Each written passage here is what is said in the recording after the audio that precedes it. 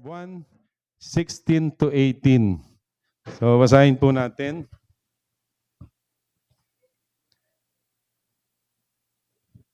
Okay. Basahin ko sa wikang Tagalog muna, no? Sa chapter 16, huwag kayong padaya, mga minamahal kong kapatid.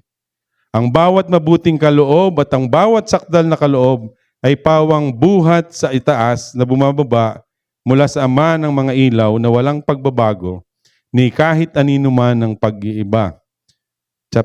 Verse 18, sa kaniyang sariling kalooban ay kanya tayong pinanganak sa magitan ng salita ng katotohanan upang tayo maging isang uri ng mga pangunahing bunga ng kaniyang mga nilalang. Purihin po ang Panginoon sa pagbasa ng kaniyang salita. Tayo pong lahat ay makakaupo na at inaanyayahan ko na po ang ating Deacon Enzo, future pastor of this church, ihatid sa atin kanyang salita. Praise God. Nakara po ba ito?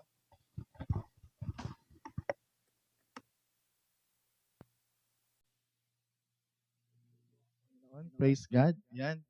Isang pinagpalang umaga po sa bawat isa. Muli po ay welcome po sa ating church, Kanlubang Christian Congregation. Hindi na, Kanlubang Christian Church. Dito po ay mapalad po tayo dahil nakakatiyak po tayo na sa ating iglesia o sa ating church ay naipipreach po yung tinatawag natin na the whole counsel of God. We can trust that bawat isa po na nakakatayo sa pulpitong ito ay maghahayag ng purong salita ng Diyos at purong ebanghelyo. Hindi po natin kayo bubusagin ng mga false hope na tayo ay yayaman pag tayo ay kuminala sa Panginoon. Kaya tayo ay lahat ng pangarap mo ay matutupad kung tayo ay mananampalataya. Ipinapahayag po sa pulpitong ito na tanging ang kapatawaran ng kasalanan at ang kaligtasan ay ating masusumpungan lamang sa ating Panginoon. At ngayon po umaga ay nabasa na po natin ang ating scripture reading at muli po ay purihin po ang Panginoon sa pagkakabasa ng kanyang salita. At ngayon po umaga ay tayo po ay magpapatuloy sa ating series sa James o Santiago at ngayon pong umaga ay tatalakayin natin itong tatlong verses na ito, 16, 17, and 18. At tingin ko po, habang ito ay inaaral ko, siguro itong 16, 17, at itong 18, deserve na ng bukod na preaching bawat isang verse. Pero hayaan po natin na sa kalooban ng Panginoon ay mas maunawaan natin ito kahit na pinagsama natin sa isang preaching. Tayo pong lahat ay manalangin. Aming Diyos, aming Ama, patuloy po kayong kumilaw sa aming kalagitnaan. Maihayag po ang inyong dakilang kalooban para sa lahat ng mga sumasampalataya sa inyo. Purihin po kayo, Panginoon, sa pangalan ni Jesus. Amen. Kung babalikan po natin yung mga naunang preachings at verses ng James chapter 1, makikita po natin na itong James 1 verse 16 to 18 ay connected sa discussions ni James dun sa mga prior verses mula chapter 2 hanggang chapter 15 kung saan pinreach po ito ng ating mga pastor, ng ating Pastor Jet at Pastor Ricky. Ang sabi sa James chapter 2 at chapter 12, verse 2 at verse 12, sabi diyan, count it all joy, my brothers, when you meet trials of various kinds. At sa verse 12 naman po ay blessed, bigyan ko po ng highlight yung blessed is the man who remains steadfast under trial. So yan po yung ating mga napag-usapan itong mga nakaraang mga Sundays. Kaya po I encourage you na wag po tayong liliban as much as possible. Kasi po, parang ang hirap. Halimbawa, wala ka ng isang linggo. Nung isang linggo, ang pinreach, 13 to 15, halimbawa, ganyan. Tapos ngayon, pagpunta mo ngayong Sunday, kasi wala ka last week, tapos yung palang kadugtong ng preaching, ay yung last Sunday, parang ang hirap, diba? Ang hirap, connect. Kaya I encourage you po na hanggat maaari mailaban natin yung ating lingguhang panambahan. So, yan yung mga Ito yung binabanggit ni Pastor Jet, yung word na peirasmos. O, yan, itong trials na yan. Sabi diyan, ang trials ay, itong word na peirasmos ay pwede nating i-translate sa trial o proving or temptation. At last week ay nilinaw ito ng ating Pastor Jet gamit itong verse 13 to 15 na merong pagkakaiba itong trial and temptation. Ang trial ay isang mahirap na circumstance o pangyayari or situation sa buhay natin na sinusubok yung ating pananampalataya. At ang layunin ng Panginoon sa mga trials na ito ay tayo mga mananampalataya ay magkaroon ng tinatawag natin na spiritual maturity. Kasama sa spiritual maturity na ito, yung steadfastness, yung endurance, at yung pagiging matapat, pagiging matatag sa gitna ng mga pagsubok. Kaya mga kapatid, kung tayo po ay dumadaan sa mga pagsubok, wala tayong magulat, sabi nga ni James. Dahil ito ay talagang makatitiyak tayo na bawat mga mananampalataya ay dadaan sa pagsubok. Ngayon, itong verse 13, yung word na tempted na yan o peirazo, ay yan naman yung binabanggit na temptation na galing din sa word na peirasmos, na ang meaning naman nito ay pangaakit ng kasalanan. Yung trial ay pagsubok. Sinusubok tayo para tumatag tayo sa ating pananampalataya. Ito namang temptation na ito o trial na ito na binabanggit ni James sa verse 13 to 15 ay isang uri ng pagsubok kung saan ikaw ay inaakit ng kasalanan. At itong temptation na ito ay hindi yan galing sa Panginoon. Gaya ng ating pag-uusapan dito sa verse 16 to 18. At makikita natin na itong temptation, meron siyang progression o meron siyang papalalim ng papalalim. Oo, 'yon. Una, nagsimula sa desire. Nagkaroon ka ng desire. Tayo mga tao, kung di nyo pa po alam, tayong lahat ay makasalanan. Okay po? Ang default ng isang tao, kung siya ay labas sa Panginoon, kung siya ay hindi kumikilala sa Panginoong Diyos, automatic, lahat ng kanyang desire ay makasalanan. Sinful desire. So, ang sabi niya ni James, ayan lured and enticed by his own desire. At yung desire na yan, kapag yan ay pinabayaan natin and entertain natin yung sinful desire na yan, saan yan papunta? It will conceive or birth into sin. Yung desire, yung sinful desire na pinabayaan mo, hindi mo inilabas pa na lang yung Panginoon, itong kahalayan, itong pagsisinungaling, itong overthinking ko, itong hindi pagtitiwala ko sa iyo, ay hindi natin inilapit sa Panginoon, hindi natin inihingi ng tawad. Kumbaga, inayaan lang natin. Hindi natin namamalayan, yung palang desire na ito ay lumalala. Parang cancer. Hanggang sa hindi mo Yan, akin na ba? Yan. Hanggang sa hindi natin alam, ito palang mga sinful desire na ito ay nagiging kasalanan na siya sa atin. At ang hindi natin alam, pag tayo ay nasa kasalanan na, wala na, tuloy-tuloy na yan. And it will lead to death. Naunawaan po ba natin? Kaya ang sabi ni James na sa verse na kasunod na ito, sa verse 16, ang sabi niya, "Do not be deceived, my beloved brothers." Huwag tayong malinlang patungkol sa Diyos. Huwag tayong paloko kung sino ang Diyos.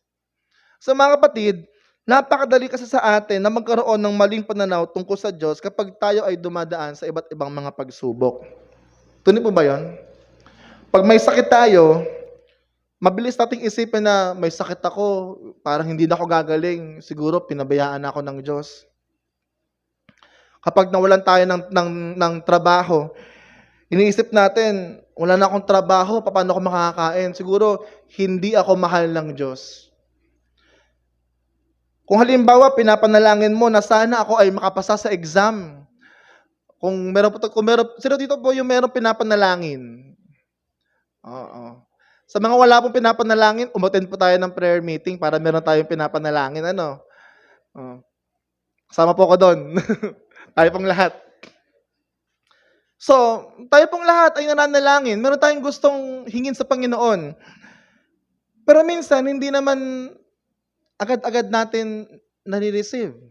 Minsan talagang hindi ibinibigay ng Panginoon. At kapag gano'n ang nangyari, minsan mapapatanong tayo, nag-pray naman ako, pinagpe-pray ko naman 'to, pero bakit hindi nawawala 'tong sakit ko? Bakit hindi nawawala itong problema ko? Bakit hindi pa rin ako nagkakaroon ng trabaho? Bakit hindi ako pumasa sa exam? Bakit nag-aaway pa rin kami ng asawa ko? Ilang beses ko na siyang pinagpe-pray na mag-church. And then, without knowing, dahil hinahayaan natin itong mga ganitong kaisipan, ito ay bumubuo sa atin ng tanong na, pinapakinggan ba ako ng Panginoon? Nakikinig ba ang Diyos sa mga panalangin ko? Nagkakaroon tayo ng maling kaisipan kung sino ang Diyos. Pero ang sinasabi ni James sa verse na yan, huwag kang malinlang. Tayo mga mananampalataya, lalo tayo higit. Kaya nga tayo tinawag ng mga mananampalataya kasi naniniwala tayo sa Diyos. Amen po ba? So ang sabi niya, huwag kang palinlang, mga minamahal kong kapatid. Huwag kayong papalinlang, huwag kayong papaloko sa mga naiisip nyo. Ang nais sabihin dyan, huwag nating i-interpret ang karakter ng Diyos base sa mga circumstances natin. Huwag nating lagyan si Lord ng isang bagay na ang Diyos ko hindi nakikinig kasi nag-pray naman ako, di niya ako pinakinggan. No.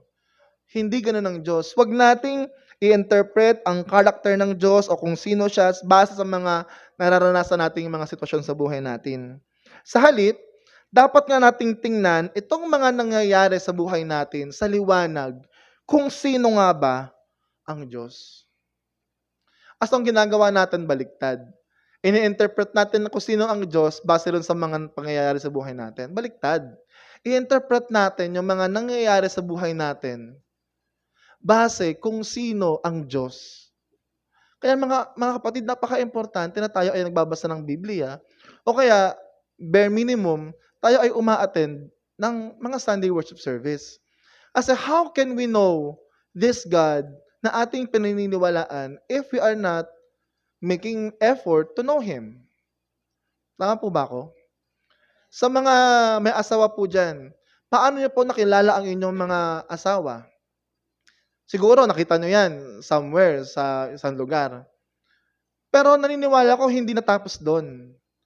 Siguro sa mga millennials na mga may asawa, siguro chinat nyo yan. 'Di ba? Nakipag-chat kayo diyan. O kaya sa mga medyo matanda pa, siguro nakipag-penpal ka diyan. Nakapag-textmate ka diyan. Kinilala mo siya. Kaya ngayon, alam mo na kapag yung asawa mo tahimik kahit na nagjo-joke ka, yari ka. Meron kang pagsubok na pagdadaanan mamaya. Ganun din sa Diyos. I-interpret natin yung ating mga pinagdadaanan kung sino nga ba yung Diyos na ating kilala. At paano mo makikilala ang Diyos kung hindi ka naman uma-attend? Kung hindi po kayo makapagsabi ng amen, ouch po, okay na. At paano natin masasabi na tayo ay kumikilala sa Diyos if we are not reading His Word? Wala po dito yung asawa ko, pero sabihin ko po ito. Ako po ay namamangha sa aking asawa ngayon. Dahil tingin ko po ay mas masipag pa siyang magbasa ng Bible kaysa sa akin. Hindi po siya nakokontento sa hard copy na Bible. Minsan kapag siya ay may ginagawa, nakikinig ng audio Bible ng Old Testament. Sabi ko, Panginoon, sana yung asawa ko, malampasan ko ng pagbabasa ng Bible. Tayo po ba? Are we making effort? Brother, malabo na mata ko eh. Meron pong audio Bible sa YouTube. Wala akong YouTube eh. Wala akong premium, may ads yun. Okay lang po yun. Pwede naman mag-skip ads. Wala po tayong madadahilan na hindi natin kilala ang Diyos. Kaya, ulitin ko po, wag nating i-interpret yung ating mga circumstances na, ang Diyos naman, ganito kasi di niya pinakinggan. Kundi, i-interpret natin yung ating mga pinagdadaanan base sa ating pagkakakilala kung sino ang Diyos. Dahil maaaring magbago ang buhay natin. Pinag-pray natin, Panginoon, baguhin niyo yung buhay ko, baguhin mo itong gantong bagay sa buhay ko. At pwede natin masabi na, Panginoon, dati mayaman kami, dati nakakaluwag-luwag kami. Bakit ngayon, kung kailan ako sumampalataya sa inyo, bakit ngayon biglang lalong humirap? Meron pa bang ganun dito? Meron kang business? Meron po akong isang patotoo na alam noon. Meron pong family na mananampalataya, sila ay yumaman dahil sa casino. And then, nung sila ay nakakilala sa Panginoon, biglang nagkaroon sila ng conviction na itigil ang pagsusugal. Yun yung kanilang yun yung kanilang hanap buhay magsugal. At nung tumigas na sa pagsusugal, nakita nila biglang naging tight yung kanilang finances, binenta nila yung mga lupa nila kasi nga biglang alam niyo yung cost of living, galing ka sa isang mataas na cost of living, biglang kailangan mong ibaba yung pamumuhay mo dahil sa mahina na ang sugal At hindi kalooban ng Diyos na tayo ay magsugal. Dahil po, wag po tayong umasa sa sa swerte, kasi malas po 'yon. Di ba? Ang ating pag-asa ay ang Panginoon. Amen? So ito po mga mananampalataya na ito ay isinuko nila yung kanilang pagsugal at masasabi natin na sila ay naghirap. Ibinenta nila yung mga properties nila. Pero alam niyo po, mas nakita nila ang katapatan ng Panginoon dahil hindi na sila nakatuon o hindi na sila sumasampalataya o nagtitiwala sa sugal o sa pera kaya sila makakatawid sa araw-araw. They are trusting God who is faithful sa mga family nila na hindi sila gugutumin ng Panginoon. Dahil bakit po? Maaaring magbago yung mga sitwasyon ng buhay natin. Sabi nga, gulong ng palad ng ating buhay. Minsan nasa taas, minsan nasa ilalim, minsan na flat. Parang hindi ka na umalis sa ilalim. Pero kahit nagbabago ang buhay natin, ngayon pong umaga, malalaman natin na ang Diyos, hindi siya nagbabago. Our circumstances may change, but God does not. He does not change. Ngayon pong umaga, makikita natin sa James 16-18 kung bakit meron tayong opportunity na magtiwala sa ating Diyos. Dahil kahit nagbabago yung mga tao sa paligid natin, yung mga circumstances natin, merong Diyos na hindi nagbabago. We are talking about the unchanging God in a changing world. Pag-uusapan po natin, because God does not change, we can trust Him in every circumstance, knowing that His greatest gift is new life in Christ. Dahil hindi nagbabago ang Diyos, makapagtitiwala tayo sa Kanya na anumang kalagayan ng buhay natin, anumang sinasapit natin ngayon, makapagtitiwala tayo sapagkat ang pinakadakilang kaloob ng Diyos ay bagong buhay kay Jesucristo ang ating Panginoon. Tayo manalangin. Panginoon, samahan niyo po kami sa aming mga pag-uusapan. Sa pangalan ni Jesus. Amen. The goodness of God. Sabi ni James sa verse 16, do not be deceived by beloved brothers. Ang Greek po dyan ng word na deceive ay plenaste, galing po sa word na planawo, na nangangahulugang maligaw or malinlang. Mahalaga po na tayo po ay galing tayo sa verse sa verse 13 to 15 kung saan sinasabi ni James na merong posibilidad ang tao na isipin niya na ang Diyos ang pinagmumulan ng temptation. Ito nga po yung binabanggit ni Pastor Jet last week, na hindi galing sa Diyos yung mga temptation na ating nararanasan. Ito ay galing sa ating mga sinful nature. Kaya sabi niya dyan sa verse 16, huwag kang papalinlang. Do not be deceived. Kung sino ang Diyos. Kasi po mga kapatid, we are prone na malinlang o kaya magkaroon tayo ng maling pag-iisip kung sino ang Diyos at kung ano yung ating pagtingin kung sino siya. Minsan, unknowingly, ang ginagawa natin, tayo mga tao, ipinapares natin ang Diyos sa atin. Na para bang ang Diyos, meron siyang limitation. Na para bang ang Diyos, pabago-bago ng isip. So, ito po yung sinasabi dyan ni James, na huwag kayong papaninlang. Hindi galing sa Diyos ang mga paghihirap o yung mga temptations, kundi sa ating mga sinful nature. That's why, sa simula pa lang ng sulat niya, sa chapter 1 pa lang po, ay nilinaw na agad ni James na ang Diyos ay hindi pinagmumulan ng kasalanan. At pagkatapos po niyan, sinabi niya sa verse 17, sabi niya dyan, every good and every perfect gift is from above. Ang Greek word po na ginamit dyan ay dosis, yan, given and gift, dosis and dorema. Kasi ibig nyo, ano ba yan, brother? Di ko naman alam yung mga word na yan. Kailangan po kasi nating itong talakayin para mas maunawaan natin ano nga ba itong pinupunto ni James. Sinubukan ko pong tanggalin yan, kaso parang kulang. Ngayon, ano ba yung essence na? Bakit ba siya mahalaga? Itong given, tsaka itong gift na ito.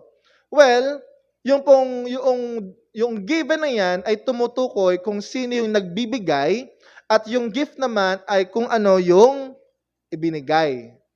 So, bakit siya importante? Ang punto ni James po dyan ay simple lang.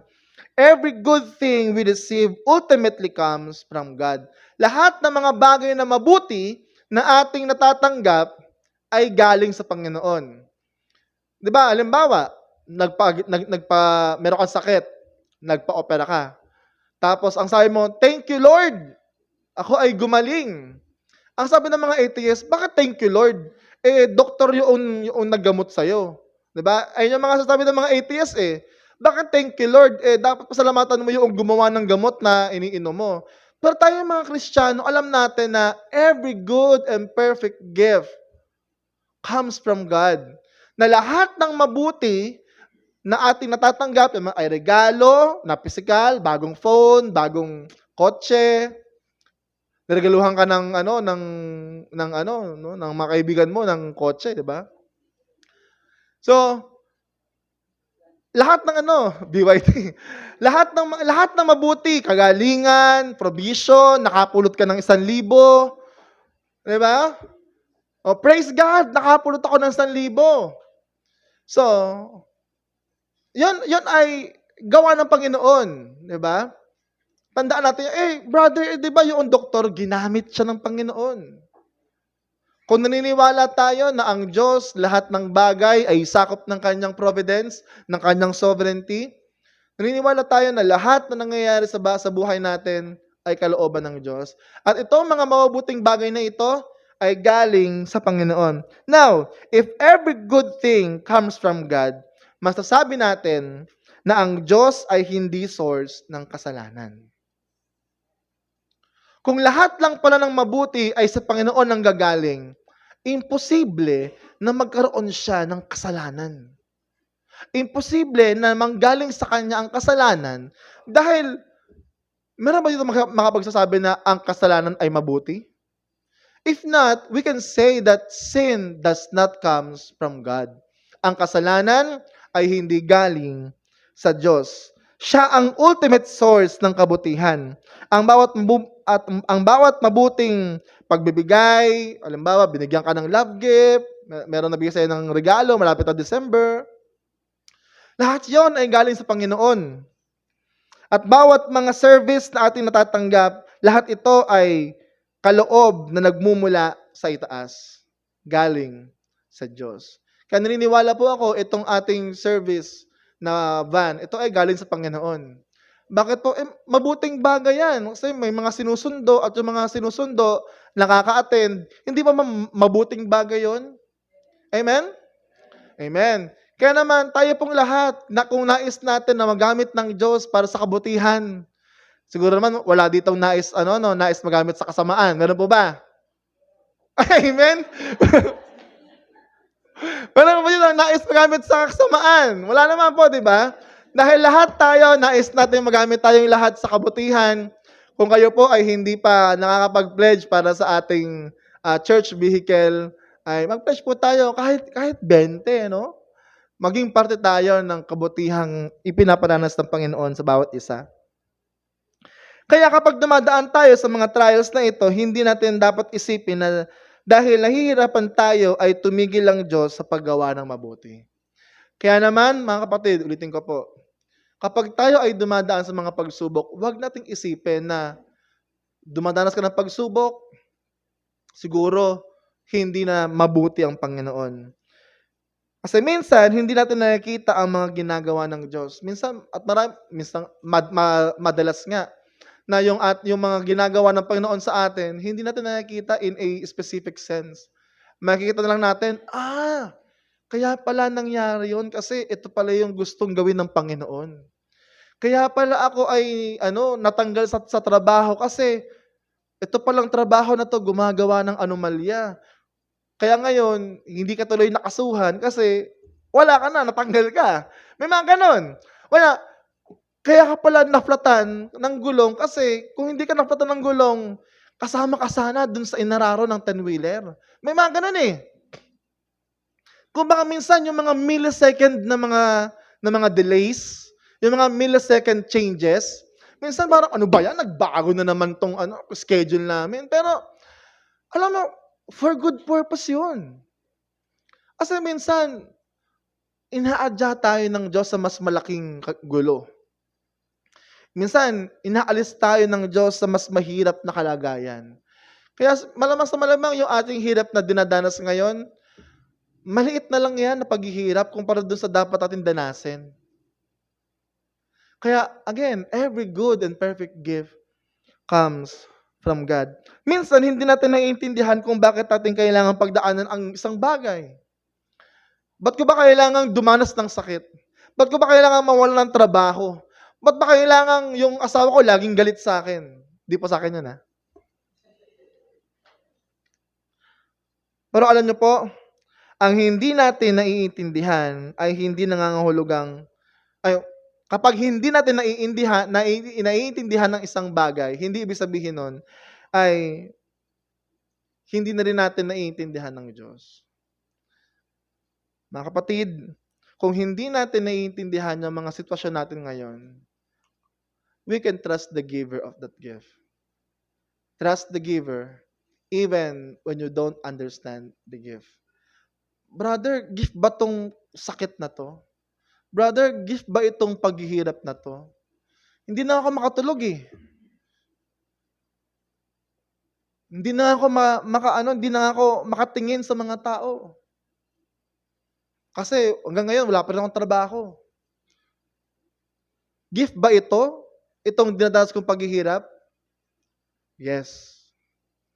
If God allowed it, if God permitted it, it is a gift. If you don't understand, bakit? You can trust the giver of that gift. Mga kapatid, hindi natin dapat sukatin ang kabutihan ng Diyos basta kung gaano kaginhawa o kahirap yung ating mga nararanasan sa buhay na ito. Meron sa atin mga nasa middle class. Meron sa atin mga nasa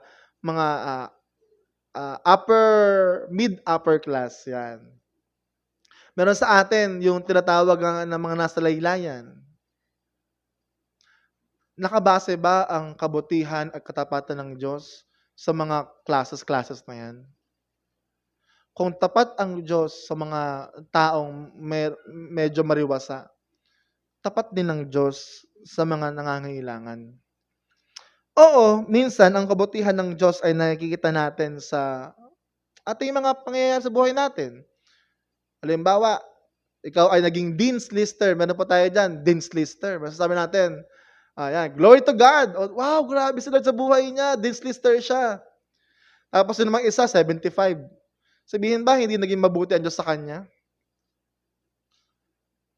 Masasabi natin na, siguro naging mabuti ang Diyos sa kanya kasi Dean's Lister siya. Doon sa naka-75, hindi ba naging mabuti ang Diyos sa buhay niya? Babalik po tayo doon sa ating sinabi kanina. Huwag nating ibase ang kabutihan ng Diyos sa ating mga circumstances. Dahil madalas, ang kabutihan ng Diyos ay nakikita natin hindi sa mga outer works na ginagawa niya o sa mga physical works na ginagawa niya. We can see the goodness of God in us sa kalooban natin habang tayo ay dumadaan ng mga pagsubok. At dito tayo dadalhin ni James sa pangalawang punto natin ngayong umaga. The unchanging nature of God. Tinawag ni James ang Diyos na Father of Lights dyan sa verse 17. Ang sabi dyan, coming down from the Father of Lights, yun daw mga good and perfect gift ay galing sa tinatawag niyang Father of Lights. Tinawag po ni James ang Diyos na Father of Lights. Sa Bible po, ni-research ko po ito, inaral ko po, ano ba significance nan? Meron ba yung prior na ginamit sa Old Testament? Pero wala po akong nakita. So, ang exact meaning ng title na yan ay hindi po malinaw or hindi ganap sa teksto ng James. Pero makakatulong po ito sa makakatulong po sa atin yung ibang passages sa Bible para maunawaan natin ano ba itong Father of Lights na yan. Ang sabi sa 1 John chapter 1 verse 5, God is light and in Him there is no darkness at all. Sa Bible, ang darkness ay madalas kumakatawan sa evil or kasalanan. Kaya 'di ba pag tayo halimbawa, ano yung ginagawa mo sa dilim? 'Di ba? Pag tayo gumagawa ng kasalanan, tayo ay gumagawa sa dilim. Kasi bakit? Ang kasalanan ayaw nan sa liwanag eh. Ang kasalanan ayaw nan sa makikita siya eh. That's why ang kadiliman ay ating ini-incorporate sa sin o sa kasalanan or sa corruption. Habang ang light naman ay kumakatawan sa goodness, sa kabutihan, sa pagiging dalisay, sa katotohanan, sa karunungan. So, yan naman yung ating incorporate sa light. Kaya ang tawag na Father of Lights ay nagpapakita na ang Diyos ang pinagmumulan ng lahat ng tunay na kabutihan at liwanag. Ano meaning nun? Medyo pa rin siya, medyo vague pa rin itong Father of Lights. Ibig sabihin ng Father of Lights na yan, walang kasalanan o kadiliman sa Diyos. Wala siyang bahid ng kasalanan. Kasi ngayon po, maraming mga tao ang nagsasabi na kung tunay na matuwid ang Diyos, kung tunay na mabuti ang Diyos, bakit sa Old Testament ang dami niyang pinatay? Kung tunay na mabuti ang Diyos, kung tunay na siya ay totoong pagmamahal ang gusto niya, bakit ngayon ang dami pa ring mga taong namamatay sa gera, ng mga inosente? Maaaring gano'n ang ating isipin. Pero uulitin ko po sa inyo yung sinabi ko kanina sa verse 17. Every good and perfect gift comes from God. Lahat ng mabuti ay galing sa Panginoon. Ang kamatayan, galing ba sa Panginoon? Galing yan sa kasalanan. Ang sakit karamdaman, galing ba sa Panginoon? Dahil lang sa ating kasalanan. Ang tako ko kasi, kaya ako tumaba ng masyado. Ngayon, ang hirap ko na maglakad. Kaya ngayon, hindi pa huli ang lahat. Mga kapatid, kung tingin nyo sa inyong mga sarili, tayo ay nalulugmok sa kasalanan. Hindi man yan pakikiapid, hindi man yan pagnanakaw, pero yung bang simpleng pagkain ng maraming matamis, alam mo naman na ano ka, diabetic ka. Ano po? Ano po ba kayo? Amen. Yung pang simpleng simpleng pagkain ng madami. Hindi naman po masama na kumain paminsan-minsan ng marami, pero ako po kasi inaraw-araw ko eh. And I find myself not addicted to drugs, but I am addicted to food. Kaya masasabi ko, nakita ko talaga eh, hindi kalooban ng Diyos yung ginagawa kong ito.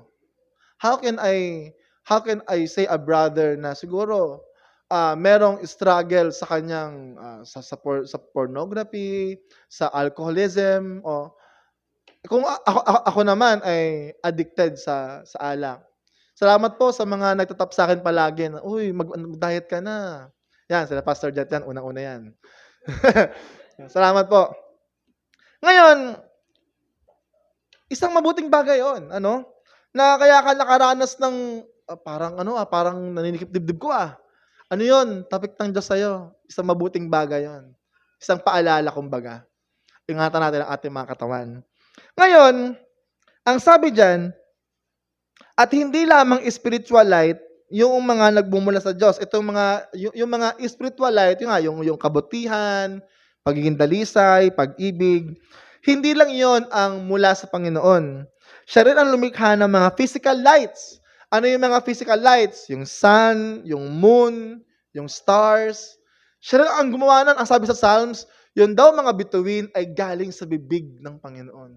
Galing sa hininga ng Panginoon, sa kanyang bibig. Hindi ko alam paano nangyari yon, pero yun ang sabi ng Psalms. Siya ang lumikha ng mga physical light na atin nakikita sa kalangitan. Ngayon, ano ba ang nais sabihin ni James dyan sa Father of Lights na yan? Ang mga nilikha niyang ilaw ay nagbabago.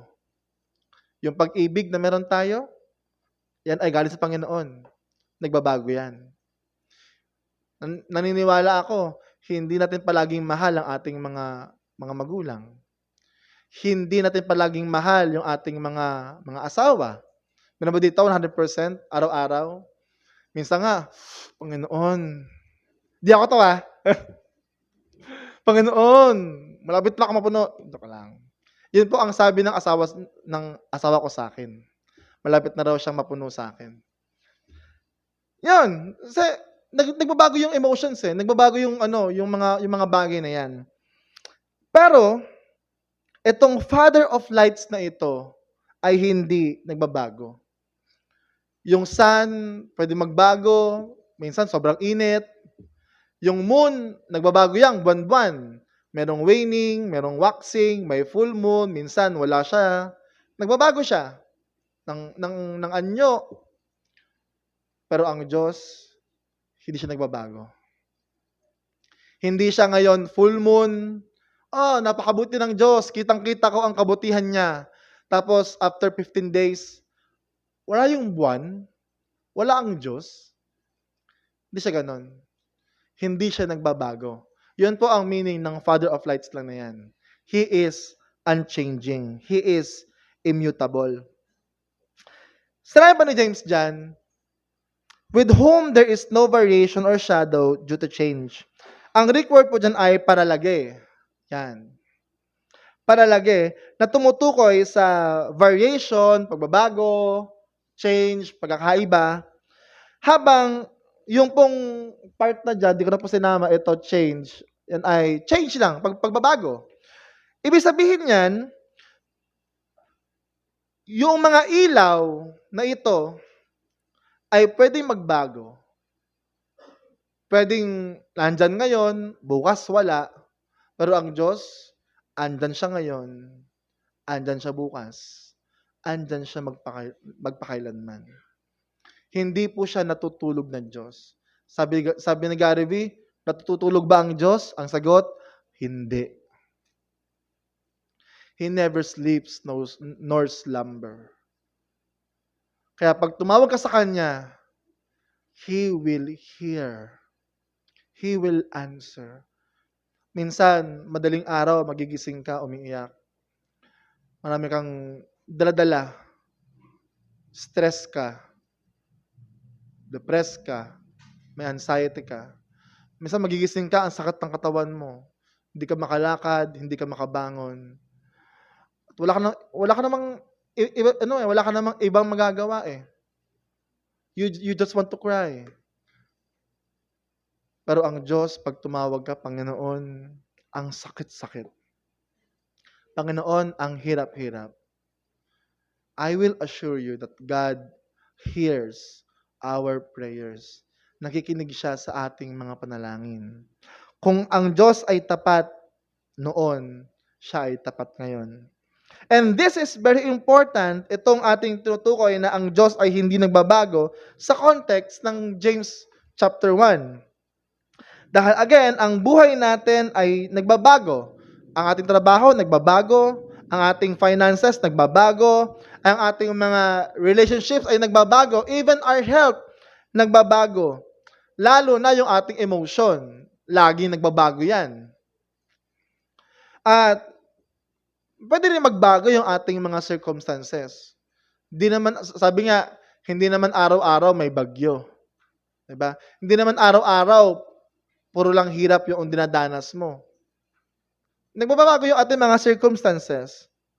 Pero ang Diyos, sa kabila ng mga pagbabago na yon, hindi siya nagbabago.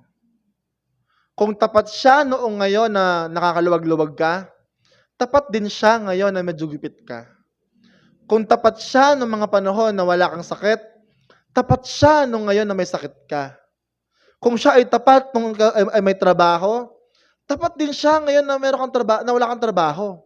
Hindi nagbabago ang katapatan ng Diyos sa ating mga circumstances. Hindi siya yung, siguro ngayon trip ko na pahirapan ka. Siguro ngayon trip ko na, chill ka lang. Hindi siya ganun eh. Hindi siya nakabase sa emotion niya. Siya ay nakabase kung sino siya. And He is unchanging. Hindi siya nagbabago. Kung tapat ang Diyos noon, makakaawit tayo, tapat ang Diyos kailanman. Amen po ba? Ang Diyos na mabuti kahapon ay mabuti ngayon. At magiging mabuti bukas. Bukas, sabihin nyo, magiging mabuti ang Diyos ngayon at bukas. Kinabukas na ulit. Kasi bakit? Laging totoo yan araw-araw. Dahil ang Diyos ay hindi nagbabago. Ang Diyos na tapat kahapon ay tapat ngayon at tatapat bukas. At ang Diyos na nagmamahal sa atin noon, ang sabi ni Paul, God loved us even we are yet still sinners. Namatay na ang Diyos, minahal na tayo ng Diyos nung tayo ay mga makasalanan pa. At mga kapatid, I assure you, that love does not change. Kung minamahal ka ng Panginoon noon na ikaw ay gumagawa pa ng kasalanan, how can that love change ngayon na ikaw ay sumasampalataya na sa Kanya? Kaya mga kapatid, huwag niyong pagdudahan na siguro hindi na ako mahal ng Diyos. Kapatid, nung nga palang wala ka pang pakialam sa Kanya eh. Minahal ka na niya. And He even died for you, for your sin. And now, gusto mong lumakad sa Panginoon, gusto mong magtapat sa Diyos, gusto mong kilalanin siya, and mag-iisip ka, mahal pa ba ako ng Diyos dahil nakagawa ko ng kasalanan na matindi? Nothing can separate us from the love of Christ. Because that love never changed. Ang pag-ibig ng Diyos ay hindi nagbabago. At uulitin ko po sa inyo ngayon, maybe our circumstances may change, pero ang Diyos, hindi siya magbabago.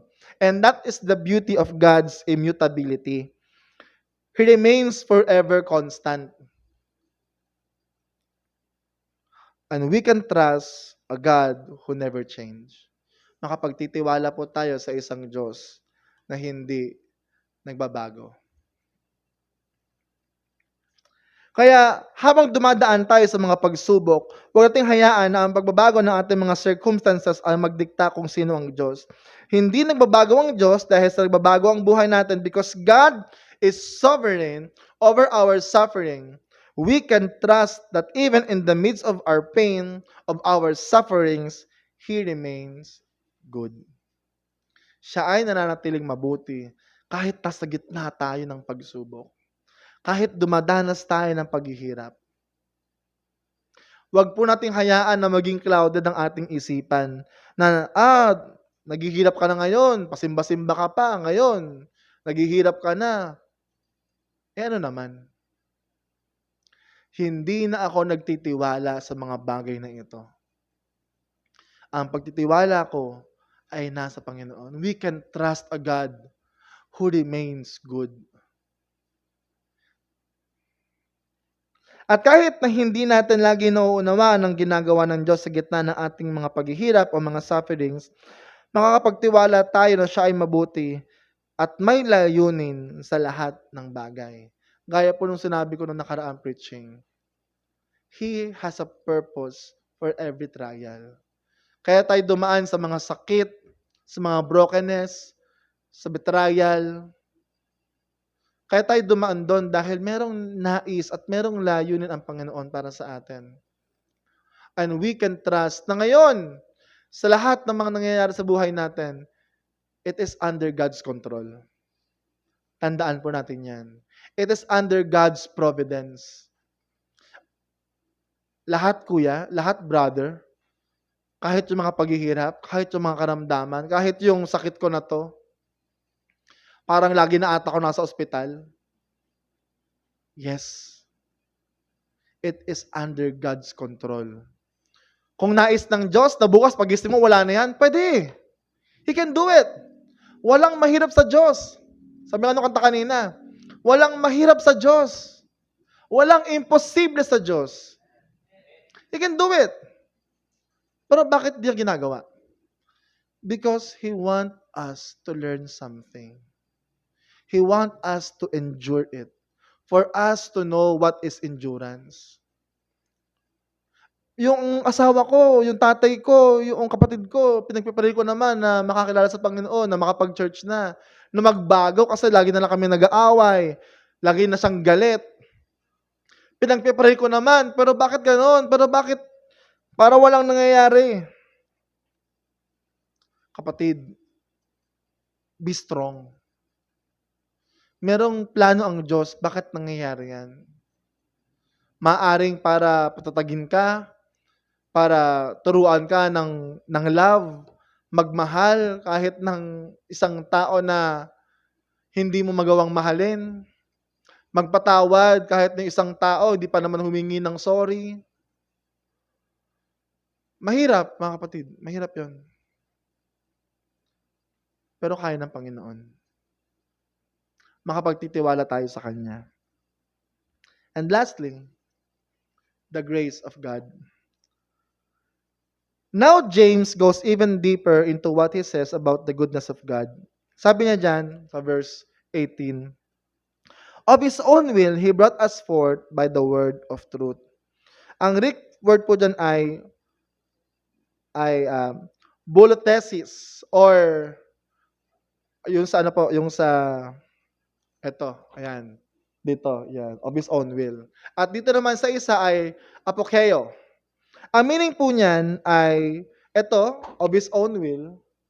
Ibig sabihin, yung ating kaligtasan ay hindi dahil sa performance natin.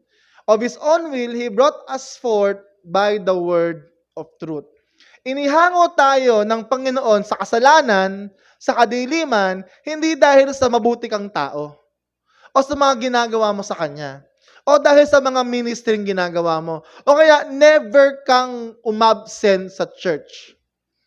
Or sa atin siguro, nagaling sa Catholic, memorize mo yung lahat ng misteryo sa cross. Ang unang misteryo, ang misteryo sa hapis. Siguro po, dati memorize nyo yan. At kahit na memorize mo yan, kahit na memorize mo yung mga panalangin dun sa rosary na yan, ang masasabi mo, siguro naman, karapat-dapat na ako sa Diyos. O kaya siguro naman, mabuting tao na ako, sapat para mahalin ng Diyos. Mga kapatid, makikita po natin dito na hindi nakabase sa ating kabutihan, sa ating mga performances, kaya tayo naligtas. Ano po mga kapatid, sa magandang bagay yan? Of His own will. Sa kagustuhan ng Diyos, kaya tayo naligtas. Ibig sabihin, kaya ka narito ngayon, hindi dahil may nag-invite sa'yo. Di ba in-invite mo ko? Di ba sinama niyo ako dito? Nandito ka dahil pinili ka ng Diyos na maligtas at makilala siya. Ang sabi ng Bible, before He formed the world, before He created everything, He has chosen us. Paano nangyari yun? Because He is God. Mga kapatid, kaya tayo narito ngayon, o sa mga sumasampalataya ngayon at naniniwala sa Diyos, bilang kanyang Panginoon at tagapagligtas, hindi yan dahil sa ikaw ay nag-pray ng isang prayer of acceptance. Panginoon, tinatanggap ko po kita sa aking puso bilang Panginoon at tagapagligtas. No. You believe in Christ because Christ chose us first. The Father chose us first. God chose us first. We love God because He first loved us. That's why we can love Him back. Because He loved us first. Ngayon, sabi dyan, dahil ginusto ng Diyos na ikaw ay maligtas, ang sabi dyan, siya ang gumawa ng paraan. Sa paanong paraan po? According to His own will, He brought us forth through the word of truth. Hindi po tayo naligtas dahil sa ating mga mabubuting bagay na ginagawa, kundi sa Ebanghelyo, sa katotohanan ng salita ng Diyos. At makikita po natin dito, yung contrast ng verse 14 at 15 dito sa verse 18. Sasabi sa James chapter 1 verse 14 and 15, kanina, ito po yung binabanggit ko, na mula sa sinful desire ng tao, nabuo ang kasalanan pag ginayaan niya. At mula sa kasalanan na yon, nandun ang kamatayan, nandun ang death. Ngayon, sinasabi ng verse 18, yung kabaliktaran niyan. Dahil kalooban ng Diyos na ikaw ay maligtas, minsan sa buhay mo, meron sa'yo nag-invite sa church para makarinig ng gospel. O siya mismo, He witnessed you. Siya mismo yung nag-share ng gospel sa inyo. Ano ba tong gospel na to? What is the word of truth? That we are all sinners. Lahat tayo makasalanan at malayo sa Diyos. But God, who is so loving, who is so holy, tayo mga tao ay hindi karapat-dapat sa Diyos. Kaya naman, Christ our Lord, the Son of God, volunteered, humbled Himself, fully God, but clothed Himself as a lowly being. Hindi po siya nagkatawang tao bilang hari. Nagkatawang tao siya bilang alipin. And He lived the life we should have lived, and died the death we should have died. Kung ito po ay bago sa iyong pandinig, ito po ang totoong mabuting balita. Na ang Diyos na banal, nagkatawang tao, siya ang namuhay ng buhay na hindi natin kaya kasi makasalanan tayo. He perfectly lived. At yung kasalanan na ang kabayaran ay kamatayan, siya ang namatay para sa atin. At dahil siya ay namatay para sa atin, siya rin ay nabuhay na magmuli. Para kung sino man ang sasampalataya sa Kanya, magtitiwala sa Kanya, yung buhay niya ay ipagkakatiwala niya kay Hesukristo, siya ay magkakaroon ng buhay na walang hanggan. Ito ay kalooban ng Diyos na marinig ninyo ang Ebanghelyo. At kung sino man ang sasampalataya sa Kanya, will have eternal life, a new life. That's why, ito po yung aking binabanggit kanina, sabi sa Romans chapter 6, verse 23, for the wages of sin is death. Ito yun, di ba? Yung kasalanan, nagbubunga ng kamatayan, at yung death na yan is separation from God. Hindi lang yan yung kamatayan ng ating mga pisikal na katawan, kundi total separation from God. Pero hindi po natapos dyan. But the free gift of God is eternal life. Dahil ba sa mga mabubuti mong gawa? No. In Christ Jesus, our Lord. Hindi natin kayang iligtas ang ating mga sarili mula sa ating mga kasalanan. Pero yung Diyos na tapat mula noon hanggang ngayon, He gave us eternal life through Christ Jesus our Lord. Kaya kung minsan ay nagdududa tayo sa kabutihan ng Diyos dahil sa mga paghihirap na ating nararanasan, kailangan nating balikan ang pinakadakilang kabutihang ginawa niya para sa atin. What is the ultimate good that He did for us? He saved us. Tayo na mga hindi karapat-dapat sa Diyos, mga makasalanan, mga lasinggero, sinungaling, He died for us. Isn't it that good? Isang mabuting bagay ba yon? Isn't it a wonderful thing? Yes, it is. Hindi lamang na tayo binigyan ng mga material na blessing, magandang bahay, okay, maganda yan. Aircon na bukas, 24/7, sana all. Pero more than those things, He has given us a new life. Sa lahat ng mga sasampalataya sa Panginoon, He has given you a new life. Pagod ka na ngayon sa buhay mo? Puro pasakit, puro problema. Ang sabi ng Panginoong Jesus, "Come to me, all of you who are weary and heavily laden, and I will give you rest." Halika kayo, mga napapagod, mga nabibigat ang lubha, at bibigyan ko kayo ng kapahingahan. Hindi yan sinabi na, halika kayo at aalisin ko ang mga problema na yan. Hindi eh. Ang sabi niya, nahihirapan ka? Halika sa akin. Pahinga ka. Because He gives strength. The greatest evidence of God's goodness is not that He spares us from suffering, but that He saves us through Christ and gives us new life in Him. Ito bang bagong buhay na ito ay kawalan ng problema? Hindi. Ito bang buhay na ito ay kawalan, ay punong-puno ng ng yaman? Magiging bilyonaryo ba ako dito? Pwede. Pero malamang hindi. Ano itong new life na ito? Isang buhay na puno ng pag-asa. Isang buhay na puno ng kapayapaan. Ang sabi ni Pablo, He is the God of peace. And then the peace of God that transcends all understanding. Magkakaroon tayo nun. Tapos ang sabi pa ng Psalms, di ba? Iwan ka man ng inyong pamilya. Iwan ka man ng iyong ama't ina. Ang sabi ni King David, pero ang Diyos, hindi ka niya iiwan. And that is our new life in Christ. A life dedicated and centered in God's goodness. Kaya kung minsan hindi natin maintindihan kung bakit may pagsubok sa buhay, pag nahihirapan tayo, gusto mong sumuko, we can go back to the cross.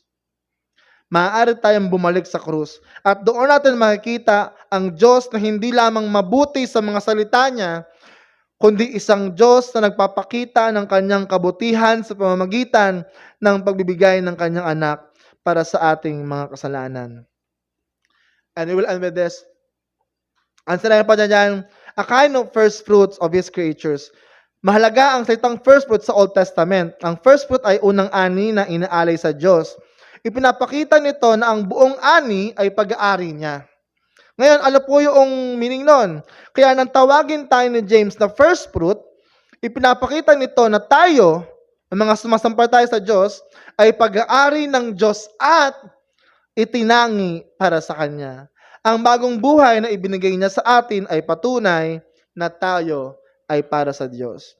At kung tayo ay Kanya, ang layunin ng Diyos ay hindi lamang alisin ang mga paghihirap natin, kundi ang nais niya, dalhin tayo kung saan tayo nais makarating at danasin yung mga paghihirap upang maging kawangis ni Kristo.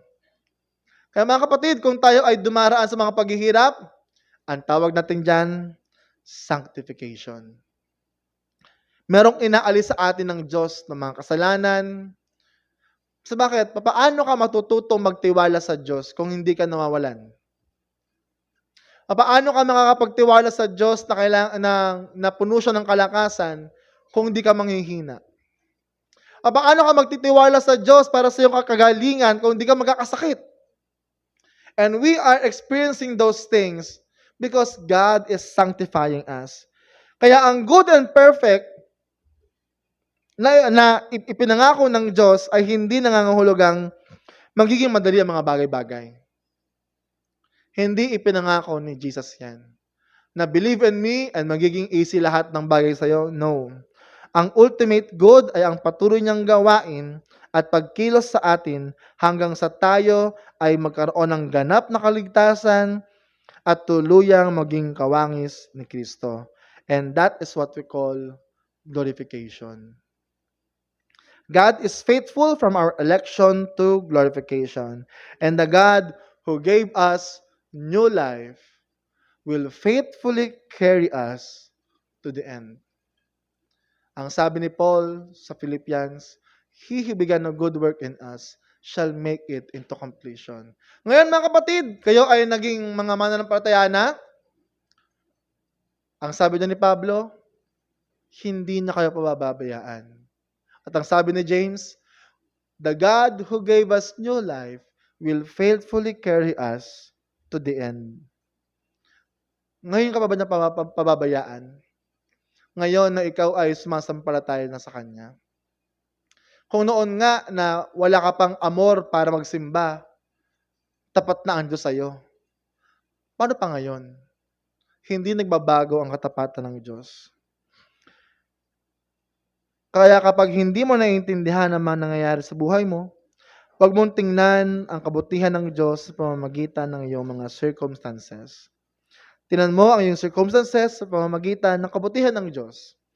Kahit nagbabago ang ikot ng mundo, kahit magbago ang mga tao sa paligid mo, ang Diyos ay hindi nagbabago. Kapag hindi mo alam ang bukas, kilala mo ang Diyos na may hawak ng bukas. At kung minsan ay hindi mo makita ang ginagawa ng Diyos, minsan clueless ka, magtiwala ka sa Kanya dahil ang Diyos na nagligtas sa iyo ay ang Diyos na mananatiling tapat at nagtatapat sa iyo. He is good, He is faithful, He is unchanging. And because He does not change, we can trust the unchanging God in this unchanging world. And I will end with this. Ang magagawa ng taong walang magagawa ay sumampalataya. Kung ikaw ay hirap na ngayon sa kalagayan mo, ikaw ay gusto mo nang sumuko, hindi mo na maintindihan yung mga pangyayari, kahit ikaw mismo hindi mo na maintindihan ang sarili mo, wala ka na magagawa, gusto mo nang sumuko, mga kapatid, manampalataya tayo sa Panginoon. Ang magagawa ng taong walang magagawa ay sumampalataya. Kung ikaw ay nasa dulo na ng PC, kung ikaw ay nasa dulo na ng pag-asa mo, the only thing you can do is believe and trust God that He is faithful from beginning to end. Let's pray. Aming Diyos na hindi nagbabago mula noon, ngayon at kailanman, kayo po ay lumalapit sa inyo. O Diyos, kita po ninyo ang kalagayan ng aming mga kapatid. Meron po kami mga bagong dalo na ngayon ay nakarinig ng iyong mga salita. Meron kami mga nanunumbalik. Meron kami mga matatagal ng mga Kristiyano na nakapakinig ng iyong mga salita. Lord, may this message remind us that you are immutable. Na kayo ay hindi nagbabagong Diyos. Kung kayo ay tapat sa amin 10 years ago, nung kami ay unang naligtas, kung kayo ay nagtapat sa amin 5 years ago, nung kami ay may karamdaman, kung kayo ay nagtapat sa amin last week, kung kayo ay nag-provide sa amin nung kami ay nalubog sa pangangailangan, kung kami ay patuloy na humihingi sa inyo ng kagalingan, kapayapaan, ng pag-asa, what a wonderful thing that we have a God who never change. What a great hope. Anong klaseng pag-asa ang meron kami? Na meron kaming Diyos na tinatawagan na hindi nagbabago ang katapatan, ang kabutihan, ang kapangyarihan. How can we not trust a God who is faithful forever? Panginoon, dalangin ko po sa aking mga kapatid, kung sila ay unang pagkakataon na marinig ang ebanghelyo, na sila ay makasalanan, at sila ay makakatagpo ng kaligtasan mula sa aming Panginoong Hesus.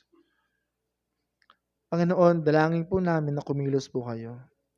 At kung meron sa amin, Panginoong Diyos, na dumadanas ng mga paghihirap, ng mga pagsuko sa buhay na ito, may this message reminds them that you are faithful even in the midst of their pain, of their challenges, of their sufferings. At sa bawat Kristiyano na nandito, Panginoon, tumatak sa aming isipan itong paalalang ito, that you are faithful. You are faithful every day. You are faithful yesterday, you are faithful now, and you will be faithful tomorrow. God, may you work in our hearts. Kapag kami ay dumadanas ng mga pagsubok, wag naming maging unang resort ay magreklamo o sumuko. Ang maging unang resort namin ay manalangin at tumawag sa inyo dahil kayo ang Diyos na dumidinig. Salamat, Panginoon, sa lahat ng papuri pagsamba sa pangalan ni Jesus. Amen.